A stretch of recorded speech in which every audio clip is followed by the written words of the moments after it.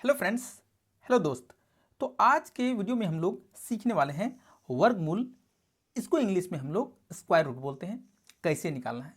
यदि हम लोग स्क्वायर रूट निकालेंगे ना, तो इसको दो विधि से निकाला जाता है। सबसे पहला विधि होता है अभाज्य गुणनखंड विधि। इसको इंग्लिश में हम लोग प्राइम फैक्टराइजेशन मेथड बोलते हैं। और दूसरा जो विधि होता है वो होता है भाग विधि, जिसको इंग्लिश में हम लोग डिवीजन मेथड बोलते हैं। इट मीन्स हिंदी और इंग्लिश मीडियम के जो बच्चे हैं बहुत आसानी से इस वीडियो को देख सकते हैं और सीख सकते हैं। तो आपने देख रहा है कि यहाँ पे हमने 3 प्रश्नों को लिया है और यहाँ पे 2 प्रश्न एक जैसे हैं, क्योंकि दोनों को हम अभाज्य गुणनखंड विधि से भी सॉल्व करेंगे और भाग विधि से भी सॉल्व करेंगे। तो दोनों का जो आंसर है ना वो तो सेम आना चाहिए। और ये जो तीसरा प्रश्न है, इसमें हम लोग अपने बेसिक कॉन्सेप्ट को क्लियर करते हुए कुछ ज़्यादा सीख लेना है। चलिए हम लोग सबसे पहला प्रश्न सॉल्व करते हैं कि अभाज्य गुणनखंड विधि से वर्गमूल यानी कि स्क्वायर रूट कैसे निकालते हैं।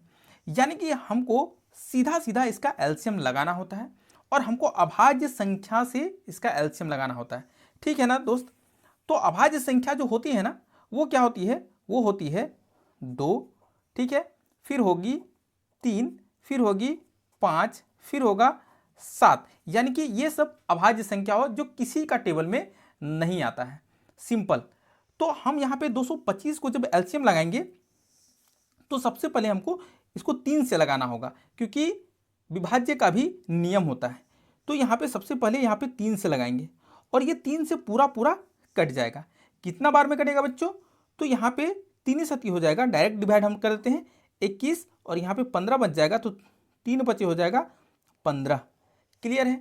अब यहाँ पे फिर से ये 3 से कट जाएगा, यानी कि 3 का टेबल में 75, 25 बार में पूरा पूरा कट जाएगा। 25 का 25, 25 दूना 50, 25 तिया 75, 25 द्रिजा 75। अब 25 किसका टेबल में आएगा?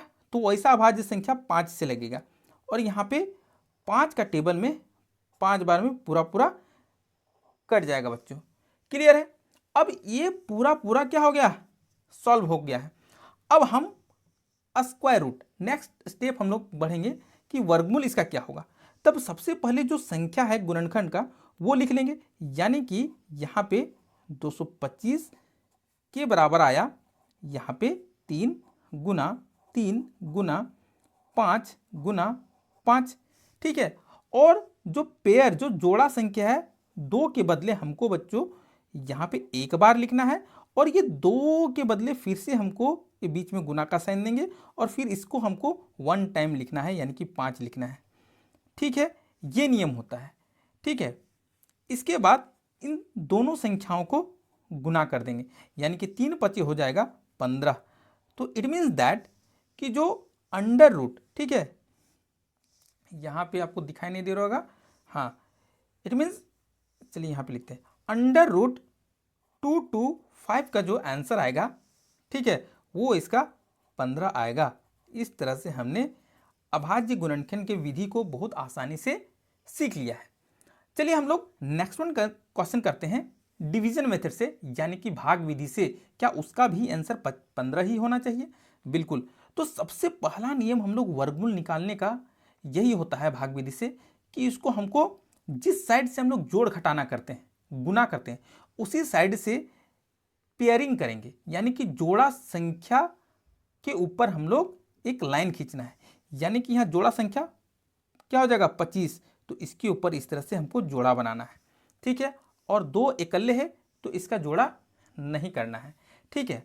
अब हमको जब स्क्वायर रूट निकालते हैं, वर्गमूल बनाते हैं, तो हमको जो टेबल पढ़ना होता है वो 2 बार पढ़ना होता है, चाहे कोई भी संख्या ले। यानी हम 1 का टेबल पढ़ेंगे ना तो 1 ही बार पढ़ सकते हैं। यदि 2 का टेबल पढ़ेंगे बच्चों तो हमको 2 बार पढ़ना पड़ेगा। ये नियम बोलता है जब हम लोग वर्गमूल निकालते हैं। यानी कि 3 का टेबल पढ़ेंगे तो हमको 3 ही बार पढ़ना है, यानी कि जिसका टेबल लेंगे उतना ही बार हमको टेबल पढ़ना है। 4 का टेबल लेंगे तो हमको 4 बार ही टेबल पढ़ना पड़ेगा। यही नियम है जब हम लोग वर्गमूल के क्वेश्चन को सॉल्व करते हैं। क्लियर है। अब यहाँ पे हम 2 लाना है, तो कौन सा ऐसा टेबल पढ़ेंगे कि जो 2 आए या 2 से कम आ जाए। यही नियम बोलता है भाग का। तो हम 1 का टेबल लेंगे तो 1 का टेबल में 1 आता है, लेकिन 2 का टेबल पढ़ेंगे 2 बार तो 4 आ जाता है, जबकि हमको यहाँ 2 ही लाना है, इसलिए हम 1 का टेबल लेंगे। कितना का टेबल लेंगे? 1 का टेबल लेंगे बच्चों। ठीक है, अब जब 1 का टेबल लिखेंगे तो लिखना किस तरह से वो आप सीखो। सबसे पहले हम यहाँ पे 1 का टेबल लिए ना, तो नीचे भी हमको एक बार और 1 लिखना है, क्लियर है, और एक बार यहाँ भी हमको 1 लिखना है। ठीक है, अब 1 का टेबल पढ़ के कितना आया यहाँ पे लिखना है, यानी कि 1 ही आएगा। टेबल पढ़ के कितना बार 1 आया, यहाँ लिखना है। फिर से एक हम लंबा लाइन देंगे इस तरह से, और यहाँ पे हमको माइनस करना है, यानी कि 2 में 1 जाएगा बच्चों, तो यहाँ पे 1 बचेगा। ठीक है, और ये जो जोड़ा लगाए ना, पेयरिंग किए हैं 25 को, तो पूरा पूरा यहाँ पे 25 उतर जाएगा। इस तरह से पूरा पूरा 25 उतर गया है। और अब यहाँ पे नेक्स्ट स्टेप में यहाँ पे हमको प्लस करना होगा, यानी कि 1 और 1 को जोड़ देंगे, तो थोड़ा सा ये साइड से लिखना है, यहाँ पे हो जाएगा 2। ठीक है ना, यहाँ पे कितना हो जाएगा 2। अब हमको एक नया चीज़ आपको देखना है कि यहाँ पे 2 आया है ना, तो 2 को फिर से कौन सा ऐसा यहाँ संख्या लिखेंगे कि मल्टीप्लाई करने पर 125 नहीं तो इससे कम आना चाहिए, लेकिन ये पूरा पूरा कट जाना चाहिए। ठीक है, तो अगर यदि हम इसको 1 से मल्टीप्लाई करेंगे ना, तो 21 का टेबल, ये 2 और यहाँ पे 1 लगाएंगे तो ये 21 हो जाएगा, और उसका टेबल हमको एक ही बार पढ़ना है। ठीक है, यदि हम यहाँ पे 2 लिख देते हैं, इसके बगल में अगर यदि हम 2 लिखेंगे, इसका मतलब ये हो गया 22, और 22 का टेबल हमको 2 ही बार पढ़ना होगा। यानी आप यहाँ पे हम लिखते हैं, है ना, 23, यानी कि ये 3 लिखे तो 23 का टेबल 3 बार ही पढ़ना पड़ेगा, है कि नहीं, इस कंडीशन में। तो हम देखेंगे कि यहाँ पे अगर यदि हम 5 बार लिख देते हैं ना, तो ये बन गया 25, और 25 का टेबल 5 बार पढ़ेंगे ना, तो 25 25 125 होता है। ये बात ध्यान में रखना है। ठीक है, और जो हमको लास्ट जो नंबर है वो 5 लाना था, जैसे कि लास्ट नंबर यहाँ क्या आ गया 4, तो ये होगा नहीं। यहाँ पे आ रहा है लास्ट नंबर 1, ये भी नहीं होगा। यहाँ पे 3 का टेबल 3 बार पढ़ेंगे तो हो जाएगा 9, ये भी नहीं होगा। यानी कि यहाँ पे 5 25 होता है 25, तो इससे हम चेक कर सकते हैं, क्योंकि ये वीडियो है इसलिए डायरेक्ट बता रहे हैं। 25 25 125, और कुछ नहीं करना है, हमने यहाँ एक बार, यहाँ एक बार 2 बार, और यहाँ एक बार लिखना है 3 बार।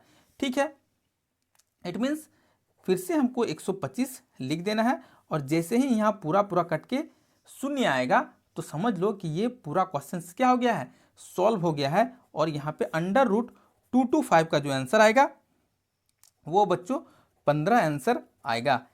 इट मीन्स देखो, दोनों क्वेश्चन में ही मेरा जो आंसर आ रहा है वो 15 आंसर आ रहा है। तो आई होप बच्चों, यदि आप वीडियो में बने हुए और सब कुछ आपको समझ में आ गया है ना, तब स्माइली फेस वाला एक लाइक्स तो बनता है, और शेयर करना भी बनता है। चलिए बच्चों, हम यहाँ पे भाग विधि से क्या सीख लेना है, भाग विधि से इसका जो कॉन्सेप्ट है और अच्छे से क्लियर करना है।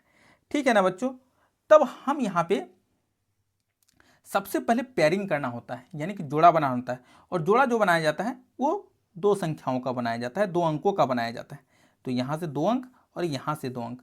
अब हमको एक ऐसा टेबल लेना है ना जो 17 आ जाए या फिर उससे कम आना चाहिए, यही नियम बोलता है।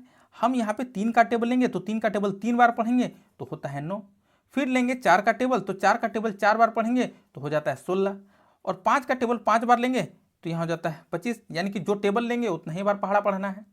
तो 25 ज़्यादा हो गया ना, तो उससे कम लगाएंगे 16, यानी कि यहाँ पे हमको 4 3 बार लिखना पड़ेगा, 4 4, और यहाँ पे भी एक बार 4, और 4 चौक हो गया 16। 17 में 16 माइनस करेंगे 1 बचेगा, और यहाँ पे प्लस करना होता है, ये बात ध्यान रखना है। यानी कि 4 4 हो जाएगा 8, और फिर से ये दोनों नंबर हमको उतारना है, हो जाएगा यहाँ पे 64। अब हम क्या बोले थे कि कौन सा यहाँ पे लास्ट नंबर मैच करना है, 4।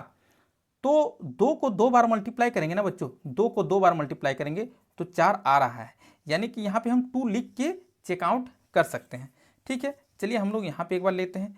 यहाँ पे हम 80 है, 8 है, यहाँ पे 8 है, 2 से गुना करते हैं तो हो जाएगा 2 दूना 4। लास्ट नंबर हमको मैच करना था, हो गया है।